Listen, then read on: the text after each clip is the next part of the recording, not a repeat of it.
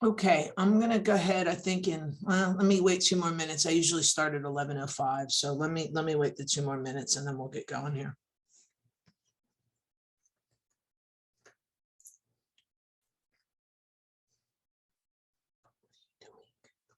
Should not do that. No. No.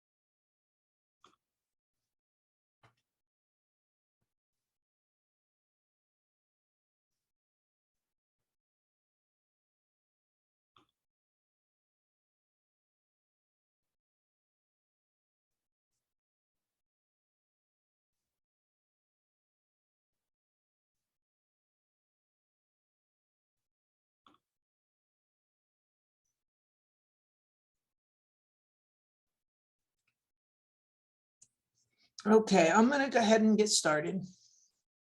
I think this is a good time to do that. Oh, well, here comes Chandra. Every time I say that, another person comes, so that's good.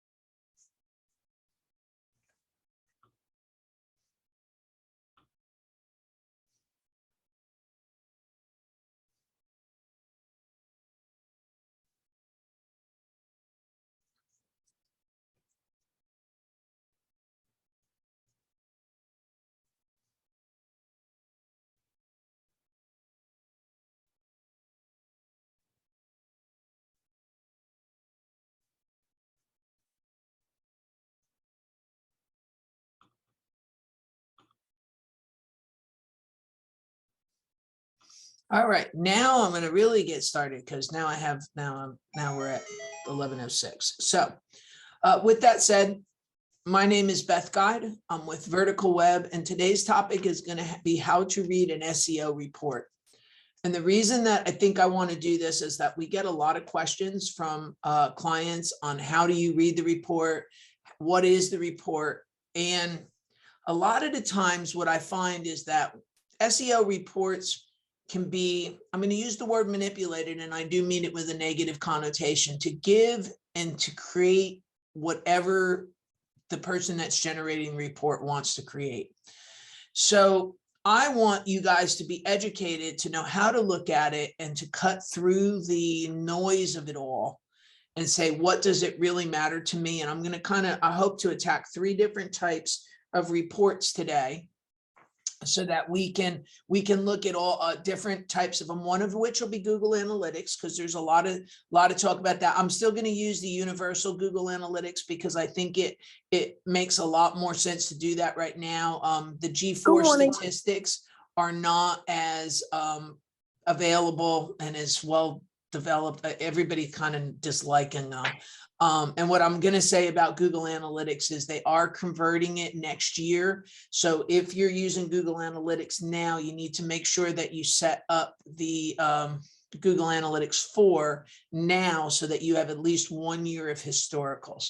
I have my clients, I have a secondary set of reporting on, so I'll be able to keep my stats going backwards in time because we have basically a complete set. But you guys, make sure that if reporting is important to you, that you make sure that you set that up now and that you have a plan, because Google Analytics is going away for the way we know it. And in some cases, I have, years of data in there that it's very sad to me that we're kind of being quote unquote forced to lose. So with that said, let me open my browser. And that way we can kind of get started here. And I'm going to start with Google Analytics first, because I want to kind of give you what they say, and then I want to show you how some of these SEO programs out there can parse the data, so that you know how to read it and make sure that it's the way that that you kind of are understanding it, so that you have an understanding of what's happening with all of this. Sorry about that.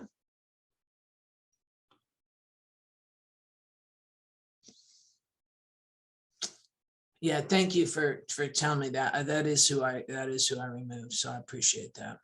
Okay, so let me just start over again. You gotta get down here.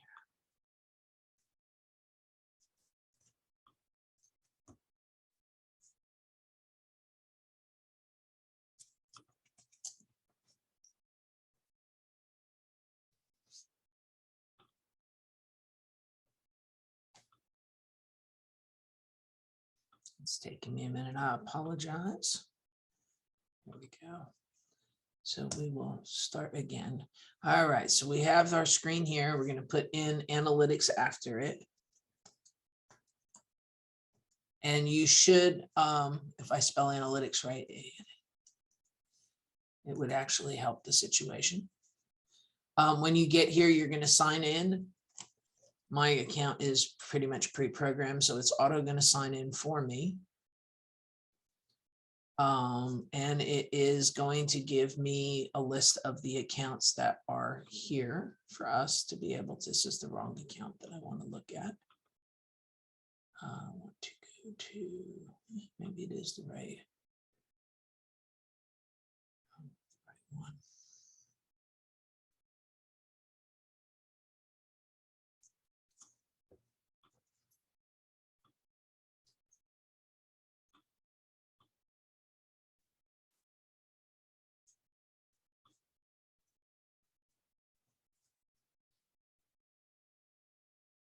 All right, and then I'm going to go here. I got to get to the right one, so I do apologize. It's going to take me a second to do that. I'm trying to get to this one here. It's the one I want.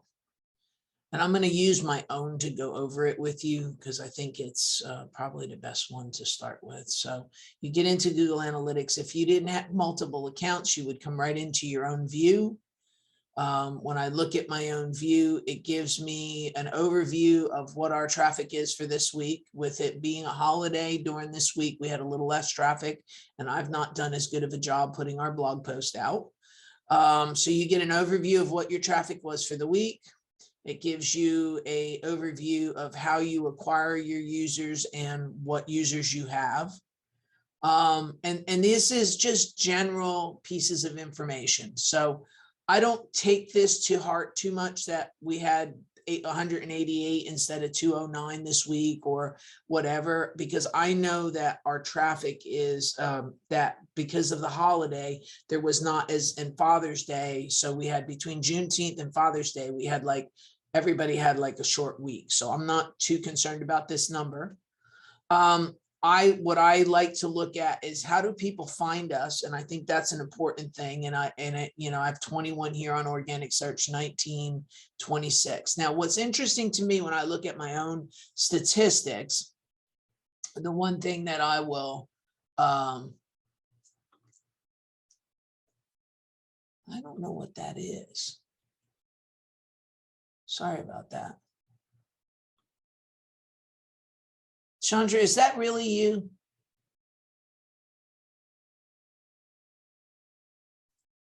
Hold on a minute. Hold on a minute. For some reason, my computer's decided it wants to play music. Okay, is that really you? Okay, so I don't know where this came from come from up there, like it said you said it. I don't know what it's doing. So, all right, I'm just going to leave it alone for right now.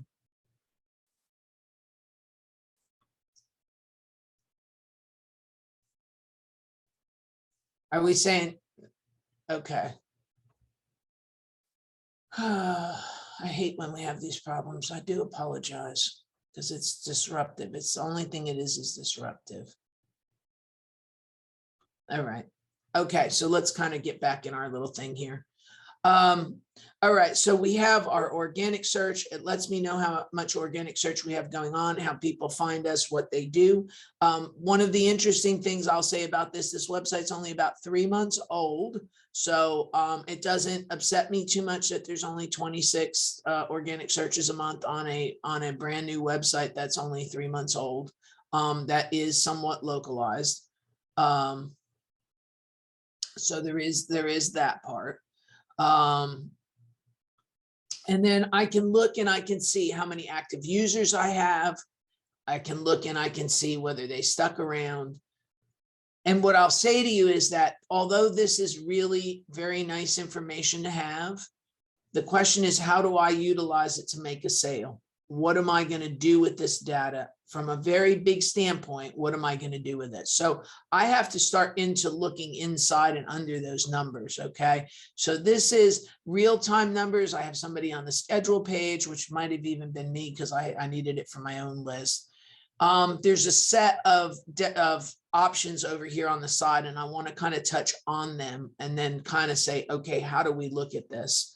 All right, so our audience is our viewers and the people that came and visited the website. All right.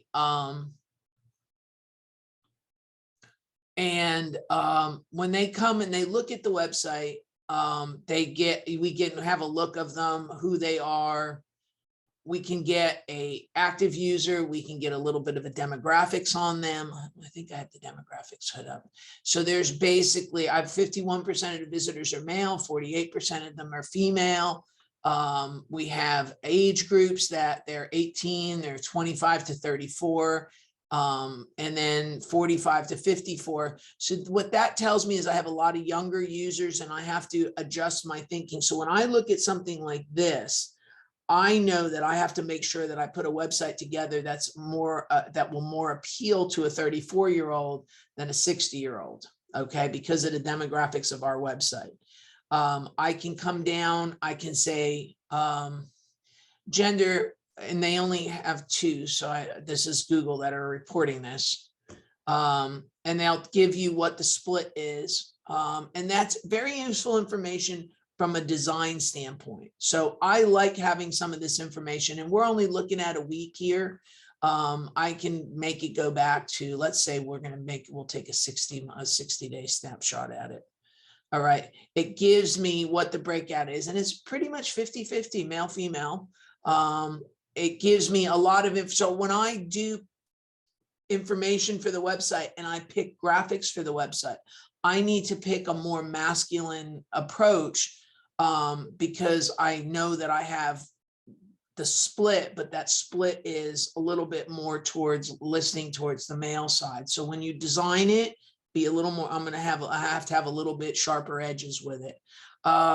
The other thing that I did make sure that we did too is I needed to make sure that we appeal to the younger folks. Now, the younger folks, when you market to younger folks, they like reviews, they like free items. They're a little bit more, they're a little less service oriented and a little bit more, what do I get and how can I get the most amount of something for the least amount of money? So again, understanding, like, I think everybody over the age of 45 is can be a little bit more service oriented. So knowing this about this website and understanding who's visiting the website, it helps me understand how to fine tune my message. So that's one thing that I would always try to make sure that I knew about on my website, is how what that was and how that was. Okay. They give you some information on where they're located, what their behaviors are, whether they're new, what their interests are, because they track these people around the internet, and not in so much me, but they're tracking people around the internet, and it tells me where people are and what people are looking for. And if you look over here, it'll give you on my website, it talks about web design and web development, talks about advertising and marketing, SEO, and it comes on down and the breakout of who we meet. And then it also gives you an idea of like, what are some of the broader categories. So we have value shoppers, we have business professionals, and then we kind of come on down the line from there. So I think this is all valuable information to have about your user base because it helps you fine tune your message. Now, I would think that an SEO report, a lot of times with an SEO report, they're not actually going to give that to you. Okay. Because they're more about, usually who's ever drafting the report is more about showing you their worth. And what did I do and what have I not done for you? So but I think this is extremely valuable information to have, because I think it starts you to understand who your business, what your customer journey is, who you're talking to, what is your audience. And without that knowledge, it starts to make it very hard to understand how to message your website and how you need to interact with that. So I would like to really encourage you to get under the hood and get in here and turn that on and make sure you have that. SEO companies and people that do marketing like to talk about how you acquire to your customers. And this is also often what makes it to a report. All right, so Sarah asked, how do I turn on the audience? When you get in there, it's an option. If it's not on already, you just have to push the button and it'll set it up and it'll start capturing it for you. Okay. Just make sure you mine is already turned. I don't know, maybe it's not on one of these other people's. Hold on a minute. Let me see if Ark is here in this group. Shut the fuck up. No one cares. All right. Well, who said that one? Can anybody tell me what one that lit up as? Because we're going to remove that one too. I'm just kicking people out. If I kick you out wrongly, you can send me an email. You'll know how to get to me. Okay, so let me see if this one is on.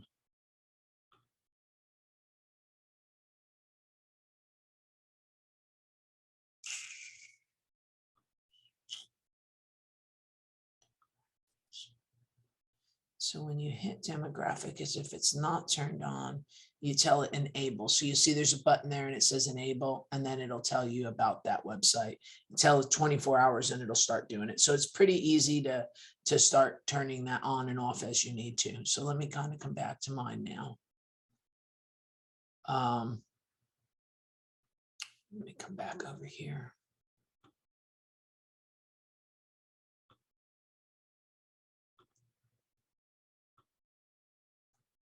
All right, so, all righty, so we did that. So in the acquisition report, this is those things about how do you get traffic? And then the reverse of that, what you need to know and what you need to understand is, how do I get traffic? Then what am I putting in front of somebody to get that traffic? So we'll start with we'll start with the main overview, go back to that. And it tells me that 56% of my traffic is coming from organic. 34% of it is coming from direct traffic, people that know us, people that come to us from these classes, people that come to the website because they know of me. That's how they come in and come into all of this. Referrals are outside places that send people, like the Houston West Chamber of Commerce, that will have that show up there. And then last but not least, you have your social media. So we have some that are coming from referral sources. I have some that are coming from social media, but 56% of my traffic comes from organic. So that tells me that's where I want to put that in. Now I do have some Google ads running, but it's not enough to show up here. But I like to know that because it tells me that I want that numbers to be diverse. Okay. I don't want it to be 100% off of Google, because when you have a business that's 100% off of Google, that's dependent on Google, then you're dependent on Google and you have no other recourse but then that.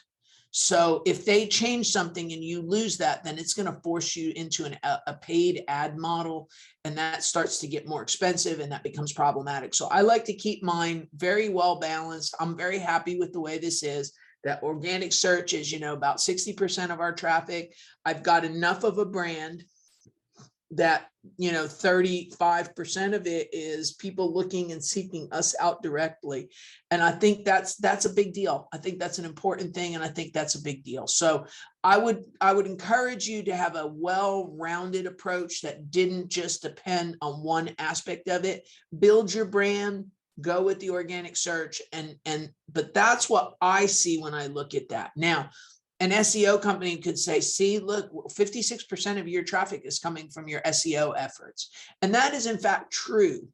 But I think I want all of these things to work. And I think I encourage my customers to do things that make them more visible within the marketplace, make themselves experts within the marketplace, so that they have people seeking them out directly, and they're not 100% dependent on Google itself. Okay, so I would encourage that. When I drill down into the organic numbers, it'll start to tell me, what are some of the search terms people used. But if you notice, there's 1,347 of them that are not defined. So I'm going to tell you a free trick that I use, that I have here, and it's worked pretty masterfully. And I don't know whether they're going to be able to alter it when it gets to GA4 or not, but I have this little service over here that is called Keyword Hero. And what it does is it matches up the searches that come out of your Google Search Console with the traffic that comes in from Google Analytics, and it's able to apply those two things at the same time. So you see now it took my not provided number from 1,300 all the way down to 81. So I have 116 that are looking for the brand traffic. I have a lot of Squarespace kind of stuff. And the reason I have that is because we have some help documents on how to move away from Squarespace, or how to change some DNS listings with Squarespace. You can see we have 15 in that period for web hosting. We have a period for SEO and SEO web design, web hosting again. So I can look down here and I can see what the keywords people are doing and putting in. So I make sure that when I put together a page, I'm putting together a page in the right way that may help push this up. Now, what I'm going to also say to you is, do not obsess on keywords anymore. Okay. When I look at my keyword list, I'm looking at a list that basically tells me that I have a well-rounded approach, and that I'm not necessarily centered on something, but something like SEO, local SEO is something that I want to rank on. So I need to maybe think about putting up some more local SEO pages, because out of all of this, I only have 9 people that selected our website. So I want to look at that. So I like knowing what these keywords are. And I like knowing whether I'm doing a good job or not. So I would encourage everybody. Keyword Hero is a free account. It's not going to cost you anything unless you're a busy website.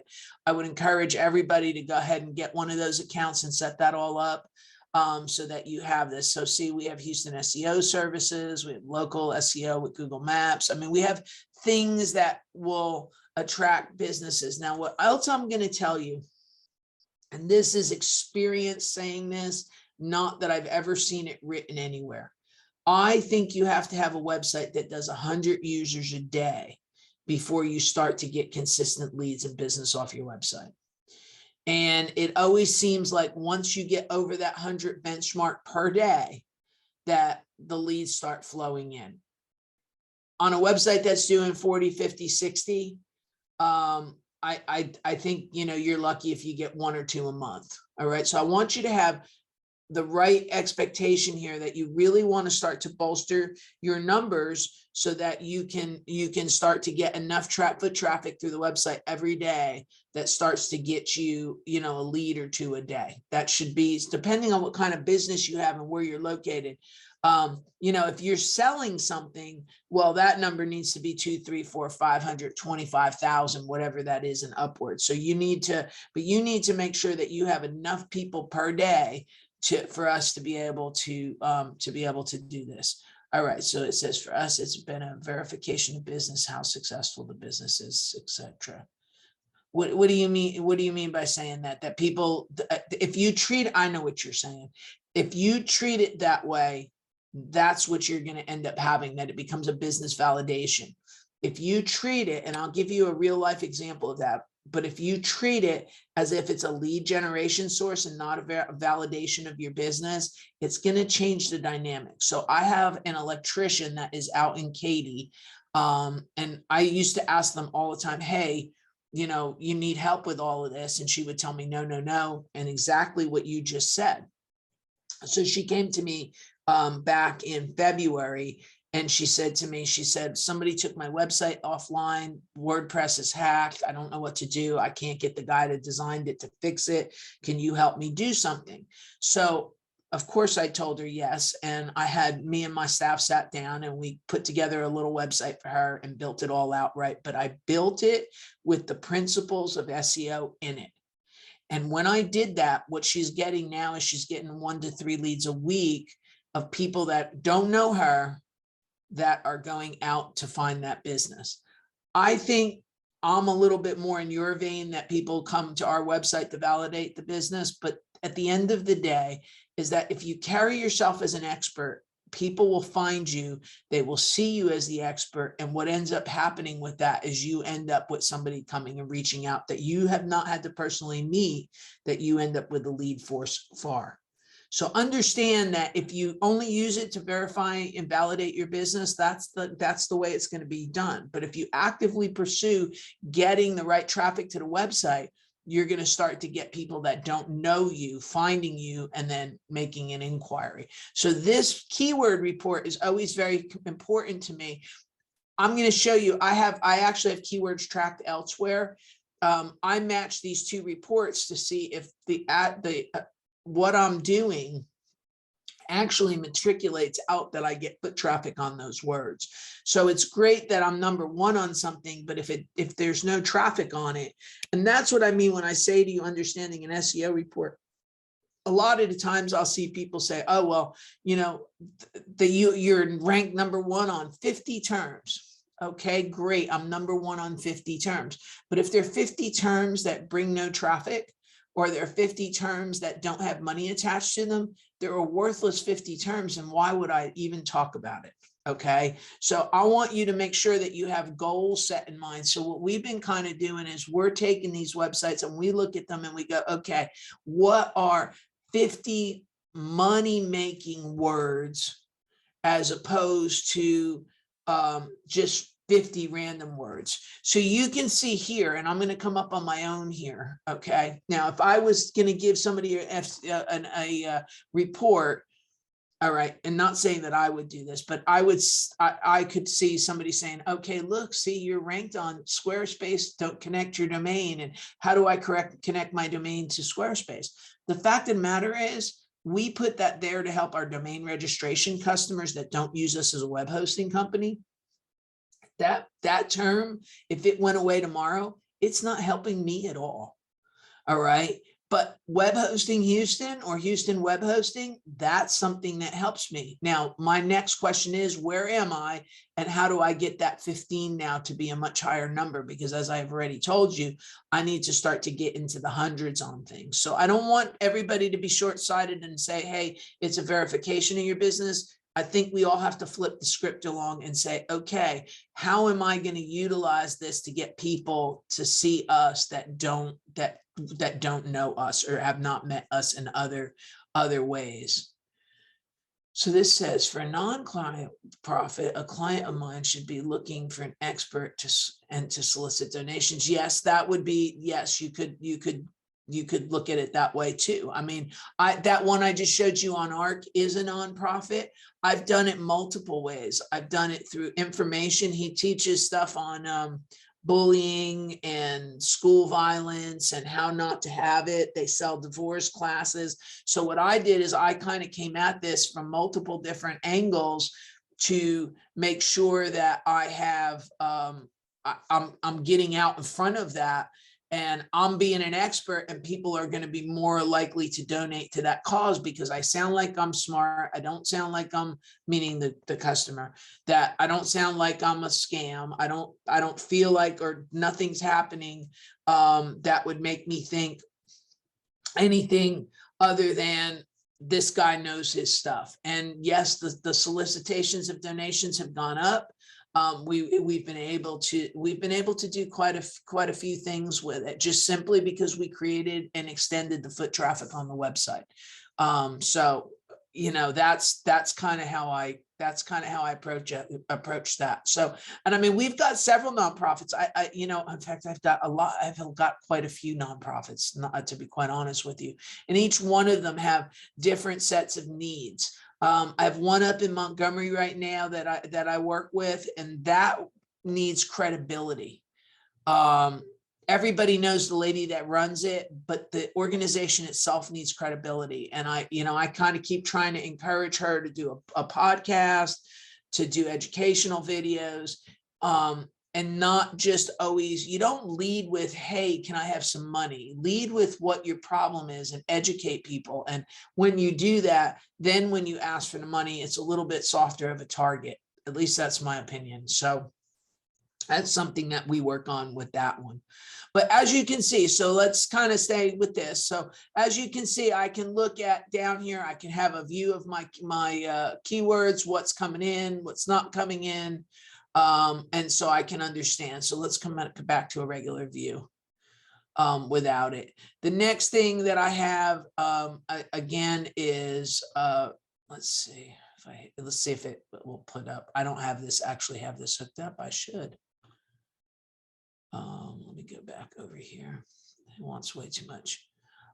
It also will give me a report of source. So Google Analytics, Bing, Facebook, and then a lot of the other things that I have going on here. Where are they coming from? What are they doing? So I have a whole list here of what's what. What I find interesting to me is that I have more traffic coming off Facebook than I do LinkedIn. And I think if you just asked me right off the top of my head, I would have turned around and said LinkedIn would be more traffic than Facebook. So that's kind of an interesting little side note to me that's going on. As I come down on each one of this is another version of this. See, I have the Houston West Chamber here. We've got 9 that came from Yelp. So I have multiple different referral sources here that I can see over time that tell me, whether I'm doing a good job, whether I'm doing a bad job, how am I doing, and how are we interacting. Now, what's interesting to me is, again, I'm trying to talk to you about, I'm going to let somebody else in the room. If it goes haywire, I'll have to punt him out too, but we'll see. I never know who's real and who's not today. For some reason, they're all going a little sideways on me. Anyway, so I kind of look at all of this. If I put myself from a marketing side, and I was hiring somebody to do Facebook, and I only had 26 out of 219 came from Facebook, I might have to ask that person, hey, what are we doing here and why? So this does give you some overview between the referrals and the channels and the source maps. It does give you an idea of where people are coming from, and then what they actually end up going out to. So, I have a good handle when I look at this. I mean, I've got traffic coming apparently from 61 different places. I don't even know who the 61 people are. So that's, yeah, see, DuckDuckGo's here, Google Organics here, some other places that we have here. So we have a whole bunch of stuff here, and we got to remove that dude. So sorry about that. I never know who's real and who's not at this point. All right. So you can kind of see that I have a whole pile of different people. So these are again, how effective is my marketing and how far out am I getting? So that's what I kind of want you to walk away with from that standpoint. The next piece of this that I want to talk about is going down here to behaviors. This is also what's important to me when I come down here. I like to see the behavior flow of something, and what that is where does somebody come in from, and then where do they fall out of my website? Now, I don't think you see these in an SEO report, but I want you to understand that these things are out there, so that you know that you can ask about this and then see what the answers back are, because this kind of chart is very helpful. So you come in the front door, they tell you this is the starting page, which is the home page. I have, out of that, I have 988 out of 2,500, 988 came through the home page. The next biggest page that I have is a web hosting knowledge graph. This is a Squarespace page. So I had 473 people that came through that page. What I will tell you about that page that I think is interesting is that I need to monetize that page, because I had 473 people come get the information off that page and leave that never went anyplace else on the website. Whereas these all tell me where they went. So this one went from the home page. This one went to the calendar page. Next one went to the portfolio. I can see where people went and what their journey was through the website. And I think that's an important thing for us to know, is what is somebody's journey as they go through the website. All right. So just understand that that's kind of going on and what's happening there, because that's something that your marketing company and yourself should be talking about, is what is the path that people take through a website? Because if you don't know what that is, how do we know if we're capturing people right or we're doing things right? And that, I think that's a topic that often doesn't get captured in some of these reports. And I don't know that it gets talked about a lot in SEO reports. So that's that one. Okay, so then let's come down to the next one here. Hold on. I got to get this window moved. Hold on a second. All right, so that's our behavior. The site content, it tells you the pages that people are using, what people are looking at. I always find that to be interesting, because again, it tells me whether I'm meeting the goals that I've set for myself. Okay, so homepage, great, 1,000 people come through the front door. It's only 21% of the site, so that's fine with me. I still have an inordinate amount of the people are coming to this Squarespace page. It says memo to self monetize it. Internet Marketing Clinic, which is this class. Great, 5% of you come through that. And then I have the web design page, which is next. And then contact us. I have 108 people looking through the contact. So I kind of look at my top 5 pages. They're exactly what I want them to be, or what I would expect them to be. All right. And the fact that from the design 152, 88 then proceeded to go to the portfolio, all the better, because that means those people were going a little bit deeper into our buyer decision. So I want you all to know that that's there, that's a report that you should know, and you should know where people are landing on your website. It's an important feature. And that should be in an SEO report when you get it. What is our top land on page? What are people accessing? If it's your home page, I think you have a bit of a problem, because it means the website itself is not diversified enough. It means that there's not enough elements throughout it that extend past the home page. There's a lot of things that when I see a home page is like 90% of the traffic is the home page, I know I've got some problems there. All right. So that is one thing I will tell you. Okay, so there's speed, and then there's conversion, and I don't have any conversion set up on Vertical Web yet, and I haven't. I probably should, but I haven't. But you should have goals set up. You should know if you're running an ad on Facebook, you should have a tracking code on that so you know that people are coming. You should have an action. You should have a landing page. You should have a cart checkout. I have one website that I have every step of the shopping cart tracked so that I know from conversion from start to finish what we did good and what we did bad. So those are, you should have some goals, and your SEO report should have some of that built into it. If you're an e-commerce setting, you need a plugin that's called Monster Insights, and it will pull the e-commerce report and e-commerce setting in for you so that anything that you sell will be tracked throughout this website. So just understand that that's an option as well. All right, so that's a very, very high level look at analytics. I want to make sure that we've kind of got that going on, so we sort of understand that. And then what I want to do is I want to come back and I want to look at a couple different ways to look at your website that you may see yourself being given. So one of the biggest ones that we have out there is SEMrush. And it is a tool that a lot of marketing companies use to give reports. And I want to kind of talk through this and talk to you about this because of how I see things that get set up and what things happen with things and so on and so forth. So let's kind of go over here. And let me I'm going to use the art group because they're a nice little cute little nonprofit that we can use, and it's not proprietary information. So the first thing in there that you may see is that you have some type of Google Analytics, and what it's doing is it's pulling some of that high level Google Analytics data that we have. Now, one thing that I prescribe to do, and I want people to, and I'll tell you why I do this, is I don't need to show growth month after month.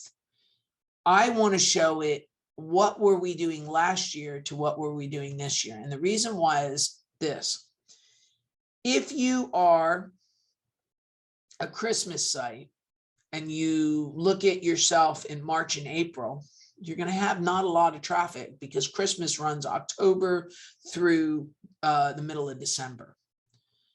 If I'm a travel site, I may have a lot of traffic in December and January when people get engaged, and I might slow down in February. I may slow down in March.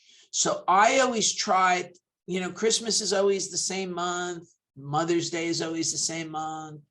4th of July is always on the 4th of July. I always try to keep it a month-to-month comparison. A lot of times what I see SEO companies do on a report is give month-over-month reports, and that's not necessarily the right approach, in my opinion. Okay, so when I set them up, I compare them to last year. So you can see we're up 54%. May 21st to June 21st of 2022 versus the same time period last year. So we've had a 54% growth in traffic on just that one set of numbers. That's an important thing because we show that we have people are coming up, that's an important set. Understanding how many people are actually coming to our website is a very important thing. How this number is done last month to this month, I would encourage you that if you're getting this month compared to this month to go back and say, hey, can we compare it to a year ago and see what you get from an answer? Because analytics has my data from a year ago. So that's what this is. Whether I was on the job a year ago or whether analytics was on the job a year ago, as long as they were there a year ago, they're able to pull that out. So we have last year versus this year. New sessions, we're up by 5% on new sessions. So that tells me that although we had a good jump in in visits, we have some repeat customers coming. That's a good thing because that means I'm building an audience a little bit. So it's just the fact that I only have a 5% on brand new people. I would like to have more than 5%. Don't misunderstand me, but it also shows me that I'm building my brand a little bit. Okay. The next thing I'd like to look at on stuff like this is I want to see where the traffic is coming from. And again, I really, really, really encourage you to have a diverse profile. I don't necessarily like to push somebody and kind of say, okay, well, you're only going to have organic or you're only going to have paid, and have situations like that, because if you do, again, you end up getting pinned in. So this one's pretty spread out pretty good. It's got, 50% of it's coming from organic, 50%, 42% is coming from direct. If you look at last year, we had more referral traffic by a little bit last year. The referral traffic is down. So the brand is not getting out there as well. So I might go back and take a look at that and see why I have that little bit of a difference. I would again understand what these numbers are. If you're not being given these numbers, you need to be given them so you know where the traffic's coming from and what's working and what's not. I cannot tell you how many people I ask and they say, well, I'm doing Facebook ads, but I don't know if it's doing anything for me. If you're spending money on something and you don't know if it's doing something for you, then you probably need to reevaluate it, or at least evaluate it in a different way so you actually understand what's happening with something. Okay. So then we're going to come down to new and returning visits. I always like to know that. What's new, what's returning. I mean, I've got a 70-30 split roughly. I'm pretty happy with that. So that means my business is growing. We have referrals because we had, on this one in particular, we had one of the biggest referrals we had was PayPal, because we had a money fundraising event. So we had a pretty big jump in PayPal. We also sign up classes using PayPal. So those two things kind of tick together. I've got Facebook, I've got Gmail, that's people coming back. There's a whole bunch. We're getting stuff. We got stuff off of the state of Texas. That makes me happy. We were able to get into that, and the state of Texas sent us some stuff. So that's a good thing. So I kind of look down here. It gives me all my situations. I'm pretty well happy with it. Again, these are some metrics numbers, new sessions for this year versus new sessions for last year. It shows that, again, it shows we've had pretty decent growth. We've had much higher number in June than we did in June of 2020. June of 2021. I don't know why it's June 21 to June of 22. I'm reading wrong. I would make sure your report has your top pages, and that, so you know where people are coming from and you know what's happening. So, and you can see this is an interesting thing, right? So this page here, our homepage, we had 900 to the homepage, we had 500, so it had 69% growth. But if you look here on this moving from fear-based love on parenting, we had no traffic on that page last year, and we were up 100%. We've got 700 people that have visited that page. I can come down that and see each and every, this page is a little older page, that page is gaining more traction within our period of time. Our class footprint has grown because I've had 400 people come here. We only had 200 people last year. So I can see by looking at this, where I was last year to where I was this year, where I had some growth. You can see that this number here, we had 88 people coming for the parenting classes. This year, we had 171. That's a pretty darn good jump between the two. Those classes are helping drive income for this organization. So that to me makes me pretty happy to have a 94% jump on a something that we sell page. And we see it again here on the teachers classes. So I can look down this and look at my top 10 pages and feel pretty confident to tell this customer, hey, you know what, we think we're doing, this is showing good momentum and good growth. You should have that kind of information at your disposal so you can see that.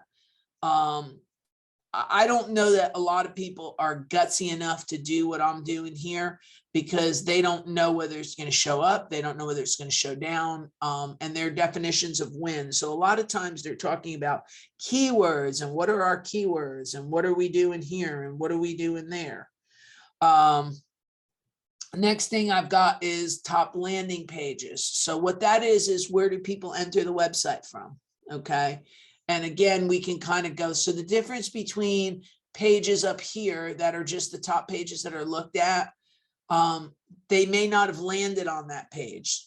off Google. This is where is people landing off Google. And you can see I have a pretty good representation that these are across multiple pages. It's not just all the homepage.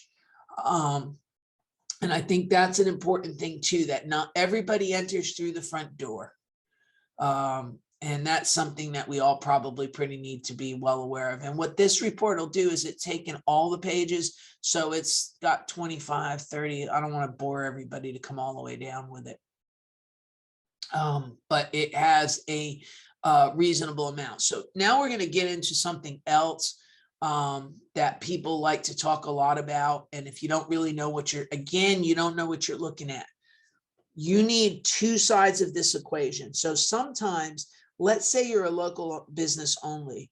Your SEO company may only give you a localized report and not give you a report of keywords past that. They only look out of the Google My Business account.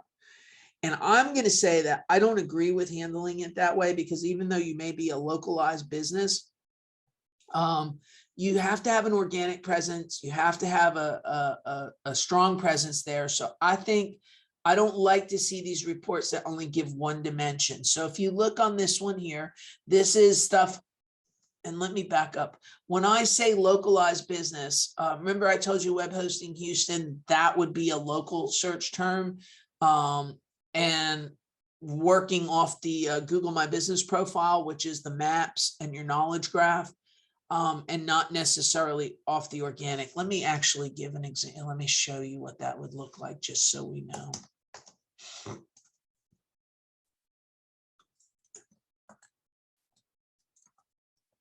So if I put the name of the company in, I get this nice little, whatchamacallit over here, knowledge graph about the company. I get because this is my profile, I get some snapshots of what's going on here too. But it's that, and then it's this also. So if I do web,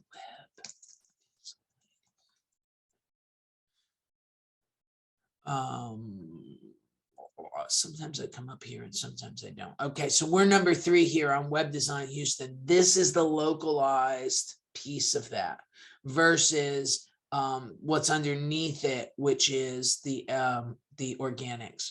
So if I do web design, these are organic listings and they're not tied to location. Whereas this one up here is tied to location. And because I'm on this part of town, whenever I'm on the west side of town, we're usually in that local pack. If I'm in Kingwood, I'm not in that local pack because we're not in Kingwood versus we are in Kingwood, kind of a thing. So just so we kind of have an understanding there of what I'm talking about. So what I'm saying is that I would want an SEO report that showed me the local as well as the national, unless I didn't sell local. I have a couple companies. I have to go look at that because I don't know that I thought that they did, but let me go see.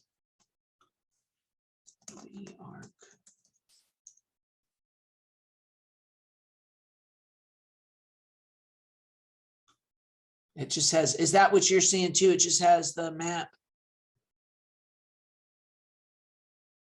Or are you, because you have to spell it right. There's like 8 art groups. I'm trying to get them to change the domain name. All right. Yeah, let me, that's a good point. Let me take a look at that and let's see what we can do to maybe do something with that.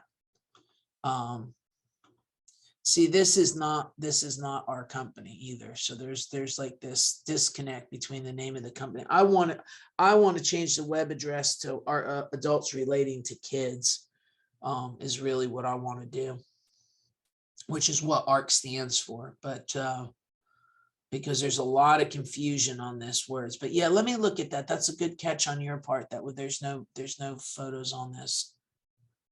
I don't know that I even considered it, but I guess I should. Good job. All right, so let's come back over here. So with all of this, now if I'm a I don't know,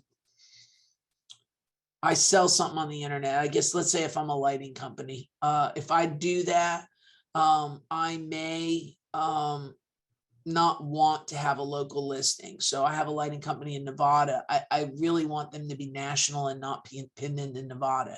But the roofing company, I want the roofing company to be able to be localized. So they're going to be heavier here. So when we give them their report, it gives them all their locations, all their breakout. I also still give them the organic though.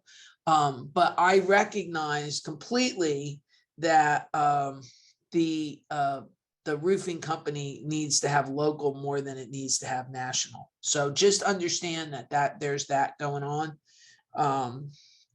And we can go there. When you get your report, you have to decide, am I more of a local company? Am I more of a national company? Who am I? What am I? And are they giving me an accurate representation?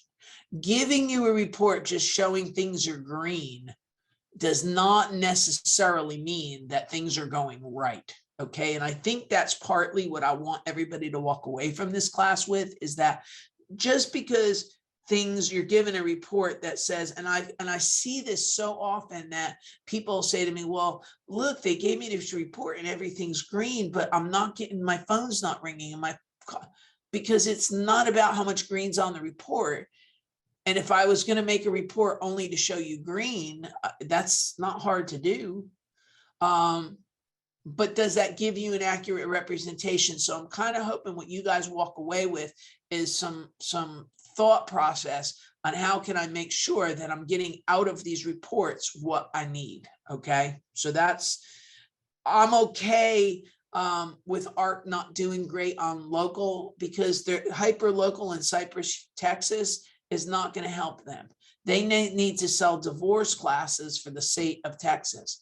They need to talk about school shootings and being a bully, and they need to do that I think they need to do it on a national level. And I've told them that multiple times, but at least on a state level. This local search is hyper local to Cypress, Texas.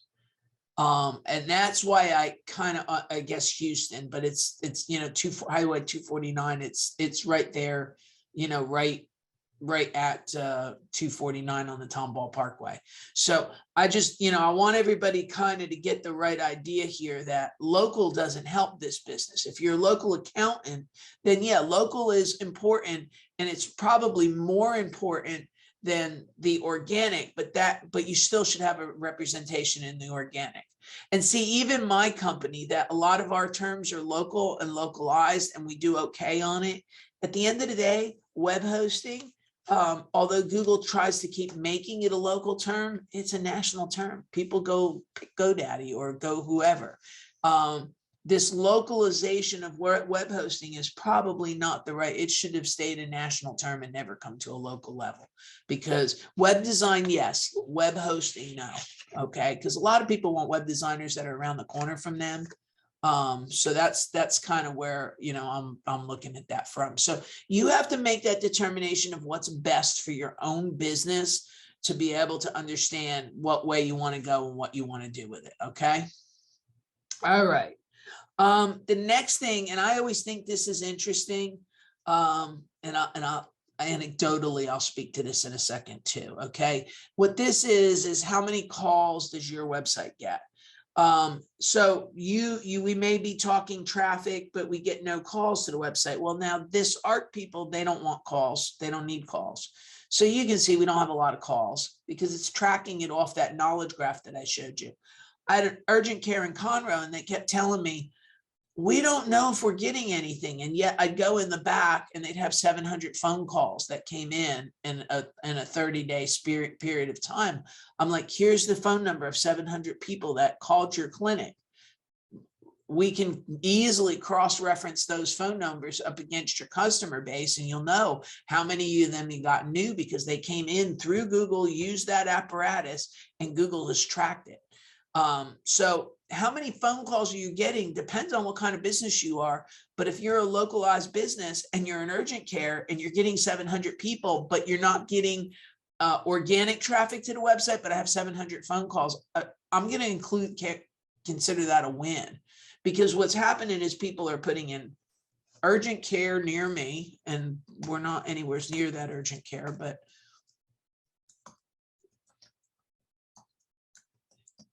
I'm going to put an urgent care near me. I'm going to scroll down here. I'm going to pick one of these that are kind of close by that maybe I heard of and maybe I didn't. Let's say I go to care now. I'm going to click on, I'm going to cost some money doing that.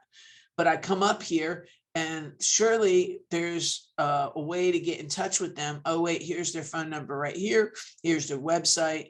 Here's everything about them right here in front of me that I can pick whatever I want to do. So, it may be a win that I may not be getting the traffic to the website, but they're calling me, they're seeing what the wait is, they're coming in, they're getting directions. That's a win. So again, you have to, how are we evaluating things and what are we looking at on things when we do stuff? So this is an important box depending on what your business is and how you are. So if somebody's looking you up, you're going to have maybe some more web visits than you do calls or requests for directions. We don't have a lot of foot traffic through my office, but I get people asking for directions all the time for where I am. But for some reason, then I don't have foot traffic. But and maybe it's people coming to see me or something like that, or looking to see where we're located in regard to Katie or something along those lines.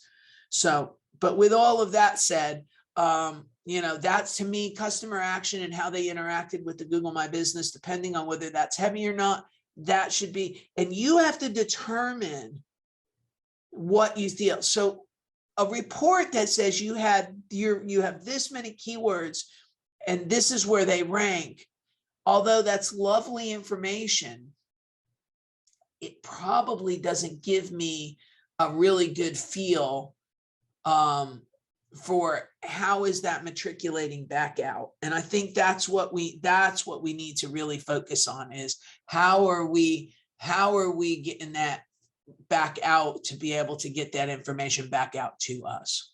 Okay.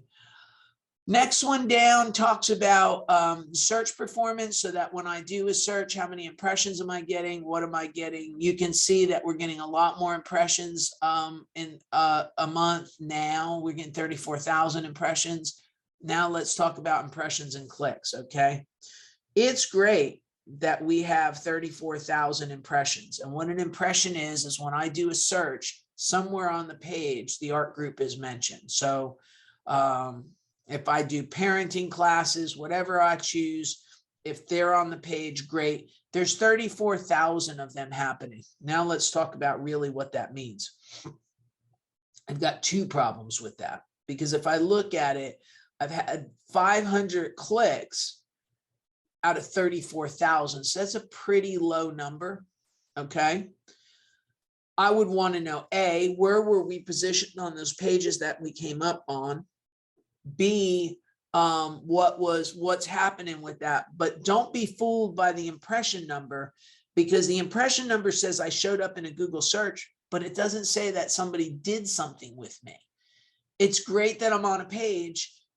If I'm at number 10, I'm going to get on that impression count, but it doesn't mean that it's going to do a darn thing for me to make any money.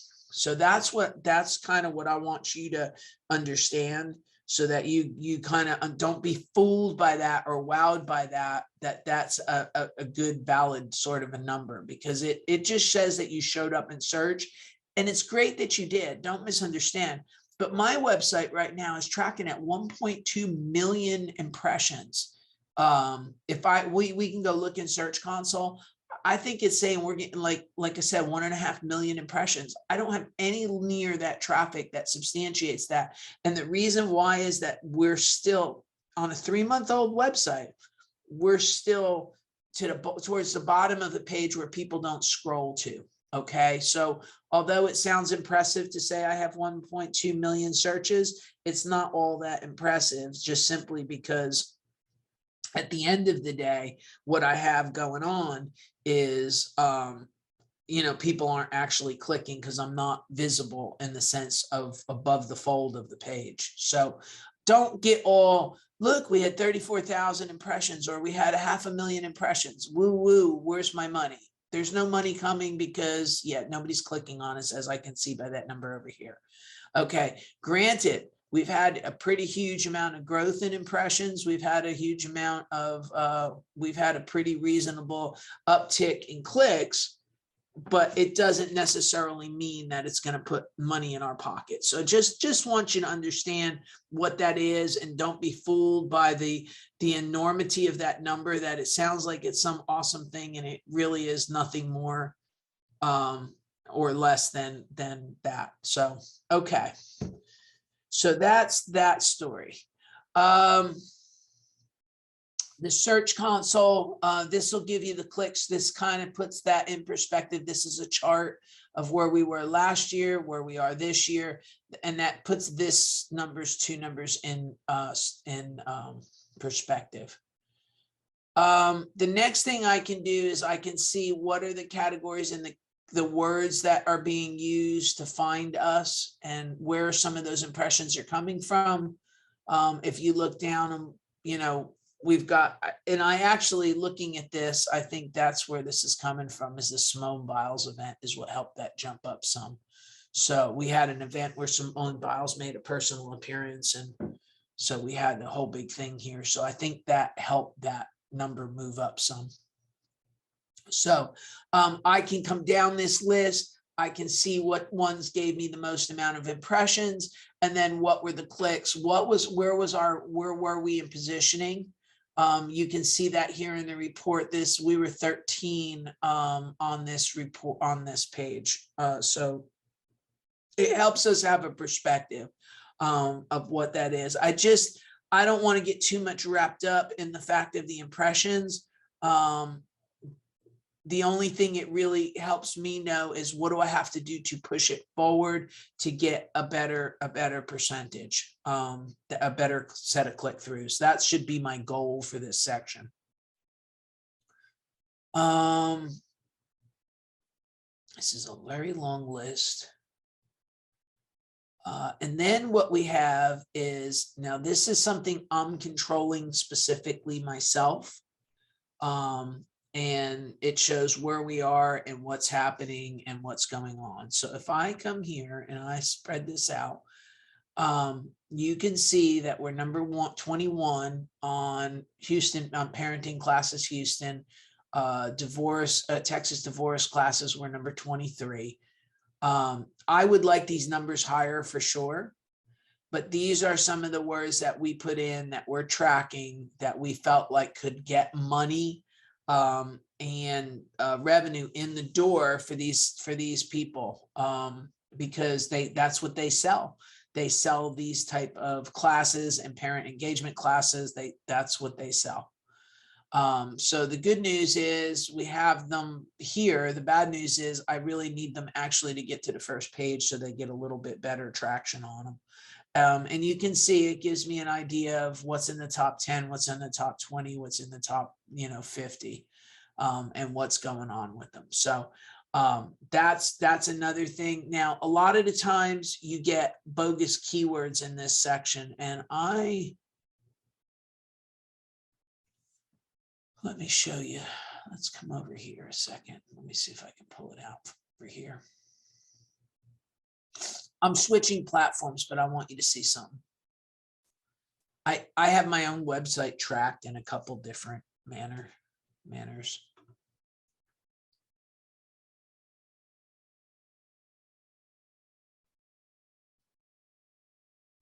All right. So if you look over here, I have a whole set of keywords that I have tracked. I have 750 of them, give or take. And what it tells me is, what is my visibility? What is my traffic? What is my positioning? What went up, what went down? And I'll tell you, this went down a little bit because I hadn't put anything on the website in the last couple of weeks. So I had to put something on there yesterday. So we got to get back on track with that. I can decide to sort this by traffic. I can decide to sort this by position. Okay. And I usually sort by position. But what I want to throw out there to you is, does that search term make me money? Okay. And that's what we have to be asking ourselves. All right. I will tell you that the expert SEO word for me has gotten me speaking information, speaking engagements. I will say that some of these words, they're putting me at least on the map on a web development scale. And our local SEO terms are moving up to for the top of the first page. So I'm overall, I'm very happy, but like this keyword here, web SEO services, I do not think that we will ever get a person looking for that word has. So I can say I have, a number 6 on that term, but I don't necessarily look for that term to net me $1 ever. It used to be, and I'll give you a good example. I've always said that the website needs to rank on web hosting, and people would say to me, well, you could be on affordable web hosting and website hosting and web hosting. The person that was making the buying decision, the only word that they would use is web hosting. They didn't put in cheap. They didn't put in good. They didn't put in affordable. They didn't put in any of those terms. They would put in web hosting. And when they didn't put in web hosting, it pretty much was an indicator that it was not a buyer. So some of these words are meaningless to me. Now, web design service is great. I'm really happy that I'm moving up 7. I have to get that to the top 3. That's really what I'm going to have to do to capitalize on these 3,000 people to be giving out quotes all over the place. All right. That's what you should be getting out of the fact that something jumped up 53 places. Great. Does that make me $1? Okay. And I think to myself, who's typing in web SEO services? Probably pretty much nobody. Okay. So when I kind of searched for this, I tend to do it based on volume. SEO. I'm not there. That's a national term, 98,000.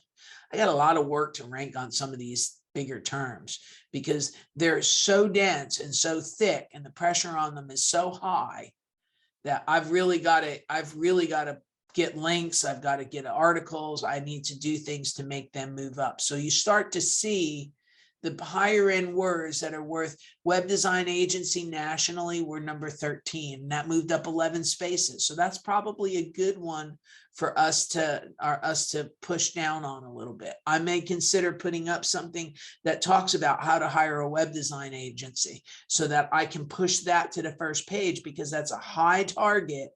That's what I look at when I look at reports. I think people come in and give these reports to end users and say, look, you moved up all these places, but if they're not helping you, then what are you doing? Okay, so that's kind of what I want you to understand. This is another service, and this one was really more born out of backlinks. And how many backlinks you have and what's the overall health of the website. So if we come here and let's kind of just look at mine. It tells me that approximately the authority of this website's at 41 on a scale of 1 to 100. It gives me how many domains that I have pointing to us, where we fall in a 1 to 100 ratio, or excuse me, 1 to infinity ratio. We're at 1.3 million.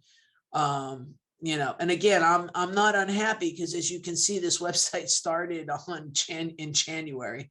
So, I mean, we've done a good job of ramping this up and pushing this forward and, on something that is literally brand new. Okay. Because some of you may not know, I changed the name of the company in January from December to January. So I kind of felt like Vertical Rev gave us a much more accurate representation about what we do. So as a result, you're okay.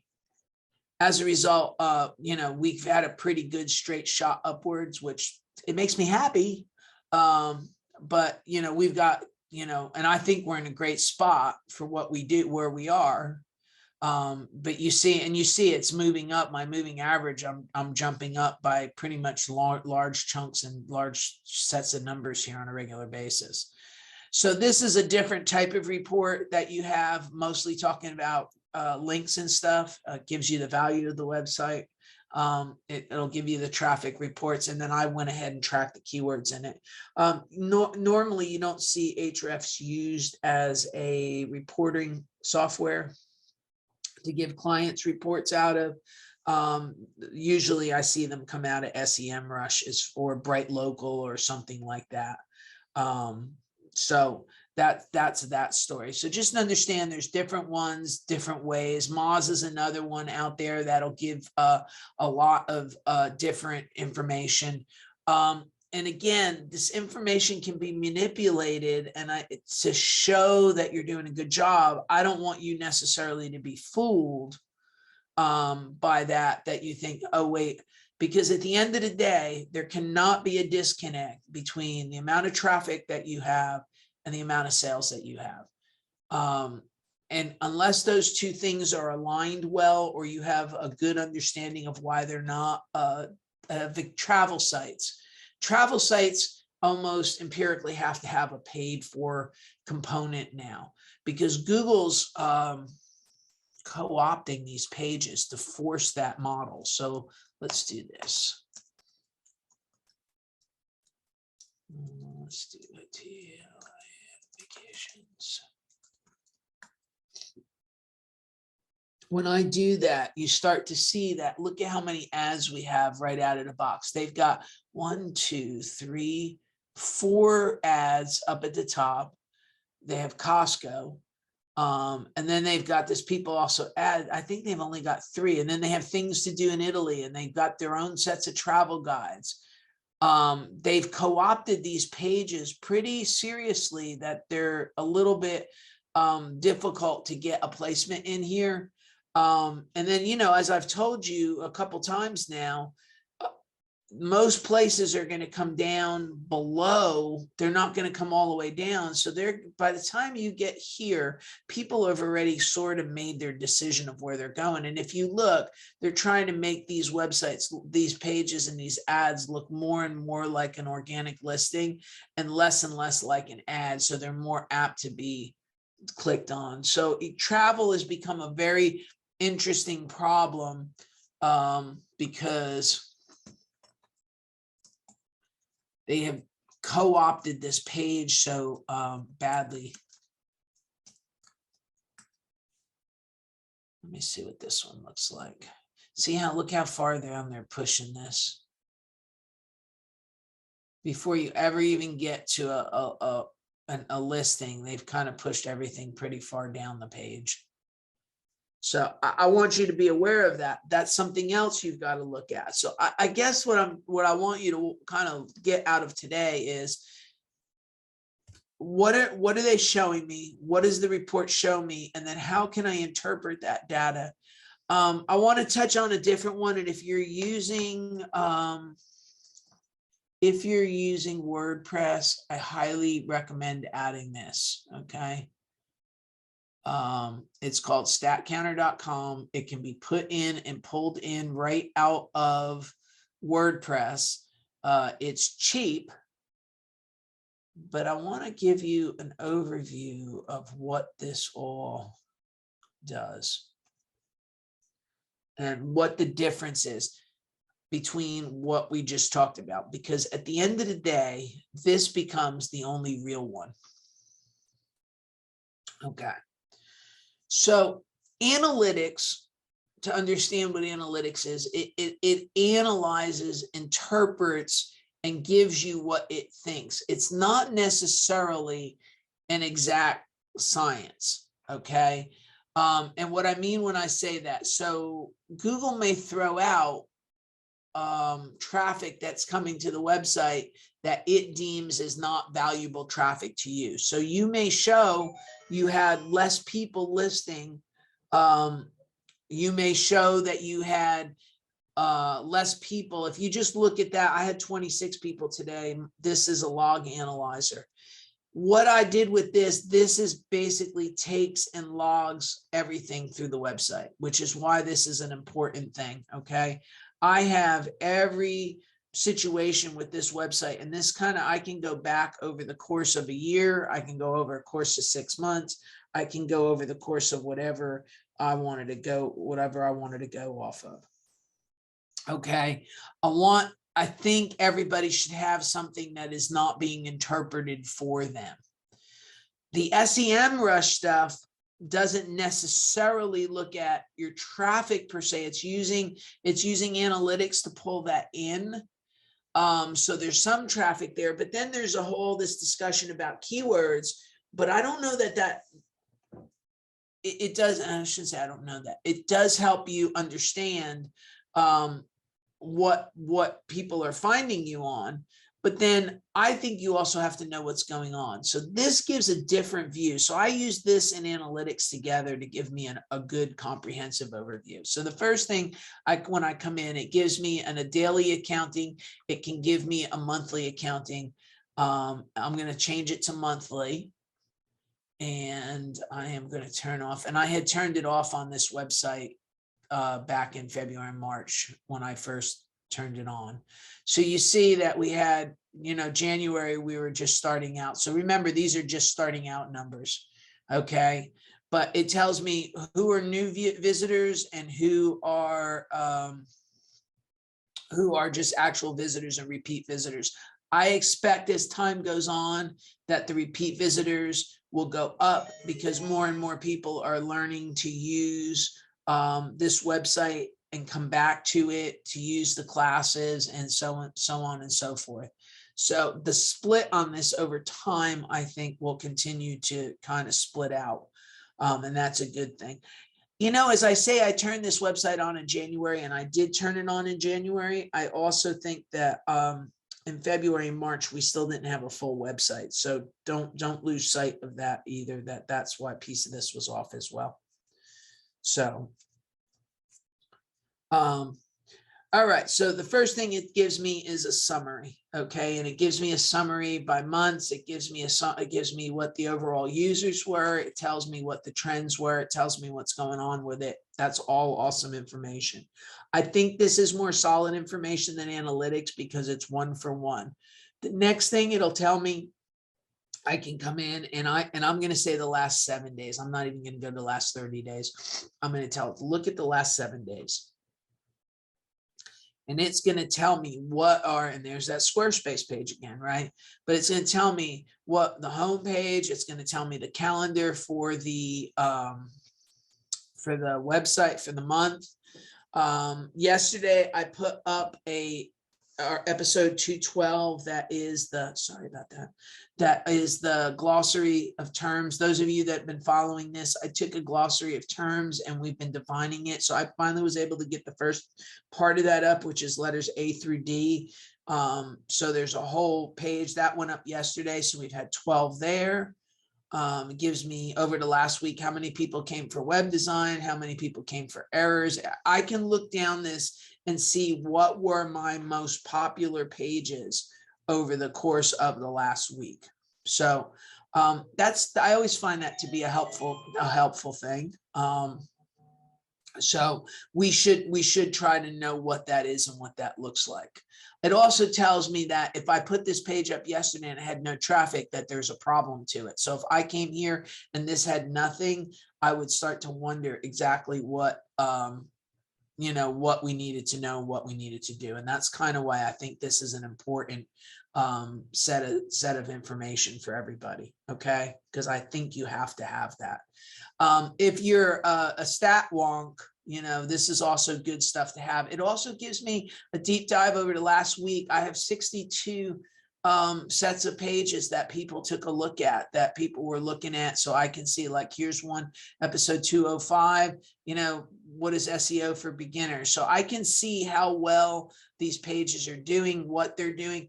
What I don't see is a heavy concentration on the SEO page, the local SEO page, or the web design page, because at the end of the day, those are the three that are going to put money in my pocket. Although here's web design Houston got hit 10 times. I'd like that in a 7-day period to have that be 100 times. So that's a goal for me. Right now we're number 5. That tells me I need to push that up and move that up more, because that page is not getting hit enough for where it's placed. Okay. The web hosting page is also another one with the web hosting packages. I'd like to get that rolling. I'd like to get that up to, over the course of a week. My goal would be to have that page hit 500 times over the course of a week. So I have to adjust my thinking about those are two things that I think they're working, but they're not working to the degree that I want. But I wouldn't know that if I didn't have this kind of report. And I think this report is a lot easier sort of understand than than Google Analytics. I really do think it's a little bit easier of a situation. The other thing I can do is I can look and I can see what came in over the course of a period of time on this page. This page hasn't been up very long, but you can see that I've had some in May. When I put the page on, I turned it on May the 27th. You see, I start having some traffic to it. What I have, I'm only getting 4 to 5 people a day. I want 100. So without this oversight of knowing that I only have 4 a day, I wouldn't know that. And then I don't know how to act and react. Okay. And these are the questions you should kind of be asking your provider. Who's ever working with you. If you're a small business and you don't have a provider, this is the way you kind of need to look through it, like through my eyes, which is, what do I see? When I look at this, I see a web page that I need to go get another 50 people a day to if I'd like to sell something. I can go woo number 3 in Houston on web hosting, but at the end of the day, those numbers are not enough for me to support a sale. So I understand that. I get that. It just means I have to work harder and do some more things. And what those more things are things that we talk about in this class on a pretty regular basis. But we can look at that a little bit more. Okay, so the next thing, my next favorite report in this, okay, is I have 2 that are my next favorite report, if you will. This one, I'm going to start with this one and explain to you why. I love this report. This is the best report there is, in my opinion. What it does is it tells me the customer's journey through a page. So this page here just happened at 12:10. So 20 minutes ago. Okay. Somebody went to the class link and they went just to the class link. Okay. Awesome. I have somebody that came, they went directly to the episode 212, the ultimate glossary page, that they must have got an email from there doing that. And then here's an interesting one. So that's Utopia, Texas. This is Katy, Texas. Okay, great. But here's somebody from Palm Bay, Florida, and what they looked at and were able to find, and I'll tell you what search term, I know what search term they used. Okay, they came from Google and they went to my chamber membership page that explains why a chamber membership is important for a small business, even if you don't want to go to any chamber activities. All right. That page has been one of the most trafficked pages on this website. And I have, what's happened to it is I have people making links to it from chambers of commerce. So I have a chamber of commerce, the Atlanta Chamber of Commerce. I have one in Wyoming. I've got a couple in Ohio. I have multiple places throughout the United States making links to that page from chambers of commerce directly to this page.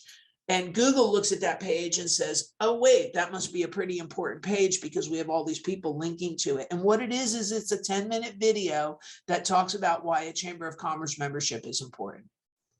So here we have somebody from Palm Bay, Florida, that now has had exposure to my brand, exposure to us, a small talk from me, and maybe they're there and they know what they're looking at. Okay. I come down here on this one. This one is another one. Somebody in Humble was looking for the class, and they started the Houston Northwest Chamber of Commerce, and that's how they wheedled their way down. This is another one from Houston that was a direct link to the clinic class. Now I can go down this list and I look down this list and I say, okay, where are people coming from? Where are people finding us? What are they looking for us from? Now here's one, Mesa, Arizona. They came to that Squarespace page. Carolina, they came to the web design page. Okay. And this one, I don't know where this one is. But that one's another one that's Google. And what it is whatever their query was, we were number 1. It's actually telling me where we were placed based on that query that person did. Doesn't tell me what the query is, but it does tell me that I was number 1 on it.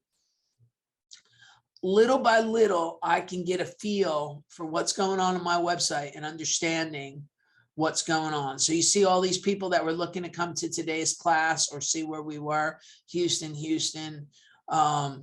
Even I have one out of New York. It kind of gives me an idea there, okay? And I can come down this list anytime I want and take a look, and I can see what somebody's path was through my website. And I think that's important for us to understand why. Now, here's one that came out of India. So now I have to wonder what this person was doing and what they were looking at. So that's always interesting too, because if you look in the middle of the night, we have foreign countries all over the place. You see that today, at least, the most popular thing is everybody trying to get the class link. I also know that I sent out another email blast a little earlier today to remind everybody about this. So some of this is people hitting people's email boxes, and then seeing whether they want to come or not. Okay. And you can kind of keep going down this. We have 3,000 people on our list now. So that list is getting pretty beefy. I start to look down this list. I can get pretty much anything I need out of this list to understand what and how people are traveling through our website and where they're dead ending. And the one thing that always strikes me interesting when I sit down and I look at all of this is that the education parts of my website continue to excel.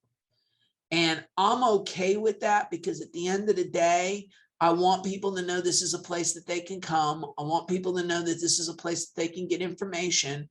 And then if they need help, they know who to call, because they've been hanging out here enough that they get that. So this is one of those things that I think everybody should have this particular tool, because this level of oversight, I think or visibility is probably the better word for it, is really important. The second one I look at, is the visitor activity. And you can see it's kind of a truncated version of that other report. Here's the Utopia, Texas people again. Here's the Katy person again, and so on and so forth, right all the way on down the pike here. And it gives you an ability to see what's going on. I can see what their operating systems are. I can see what their web browsers are. I think I can see who's mobile, who's not mobile, who's using an iPhone, who's not using an iPhone, or an Android phone. And I think that's very important for us to know all of that. Okay. The page activity, this is the pages themselves. Usually the keywords don't really show. You see, they can't really give you, because Google doesn't report keywords. But if you look, we've had a reasonable level of keywords of Google searches today. I'm kind of pretty impressed with the amount of Google searches we've had, and that kind of makes me happy. The other thing I can do is the exit links. And that's always interesting to me, of where people leave and why they leave. Now, I don't know why that's a telephone link. We'll have to look at that. Here, somebody's coming. They want to send me an email. There's another person left. They're going to send me. I guess I'm going to have a lot of emails by the time I get out of here. I've got one that came across Twitter, and they left and they went to Twitter. I have another one that left and went to LinkedIn, and they looked at that. Where are they clicking out to go look at something? And that's what this is all about. What did they do? How did they go? I think this goes to, I gotta check this, because this is a really old page. I gotta fix that. See, I'm looking at this on exit pages, and I'm saying I need to go fix this, because there's something off here. But you can see how many people are coming through and looking for us to do stuff, Zoom links, classes, you name it. What are the exit pages? The other thing that's always interesting, although this is of no forbearance on anything, I love when I can go look at a map like this and we're all across the United States and not just pinned in one place. And you can see we've had a pretty busy little, because of the domain registration stuff we do, we have a lot of footprint across the world. And it's always been interesting to me, because the only place I guess we don't have a lot is in South America. So those are 3 different types of SEO reports. There are 3 different ways of looking at this. When I do it, I look through all of them. I kind of look at all of them together. I aggregate them out, and then I formulate my opinions and what I need to do with it. So I wanted everybody to just kind of understand where we were and what we were doing and what was going on here. And I thought that was the important thing. Is there any questions before I call it a day here? If there are no questions, I think that's all I have to say. The only other thing I want you to do is I want everybody to meet Cooper. He's our newest little puppy that we just added. So he's been over here sleeping on my desk while I've been talking all this time. So everybody that knows me or knows of me, yep, he is, my other dog passed away a month and a half ago, and I just couldn't take it anymore. So we now have a new puppy, and his name is Cooper. So he's the new vertical web little dog that's kind of hanging out with us. So Cooper's our new SEO dog. He's going to be an expert in SEO before it's all, but he's been sleeping here on my desk the whole time. You guys didn't even know he was here. So anyway, if anybody has any questions, now would be the time. You can unmute yourself and ask. I've got no problem with that. And we can answer what we need to answer. Or we can just say, hey, we'll talk to you next week. Through HCC next week, we're doing WordPress. So anybody ever want to know how to use WordPress or how I do WordPress or whatever, we're doing a WordPress demonstration. And that's 6 o'clock next Wednesday night. And you can sign up off the SCORE website for that. I think they told me the link is up now to go sign up for that. So, but if you get in a bind, let me know and we can sort that all out. But that's coming next Wednesday night. So, all right, with that, I don't see anybody asking questions. Nobody's jumping. One question right quick. Go ahead. Would you be doing any Google business profile classes as well? Yes, I have been doing those. They're going to change again. There's a few out on under, if you look at class on the if you look at the class topics on vertical web, you'll find a video. I had done one not too long ago, but Google's making some changes to that. Yeah. So I'm going to have to do some classes on that, and then not probably let them get this into let's kind of plan maybe towards the end of the summer, maybe August, because it'll be better implemented by then.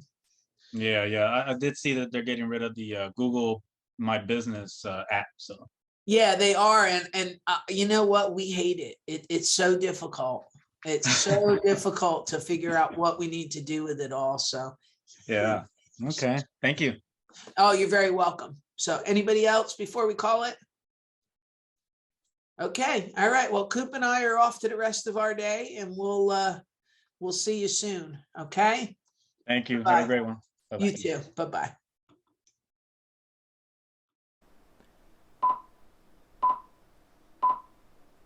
That's a wrap for this week's Internet Marketing Clinic. We'll see you next week. Thank you.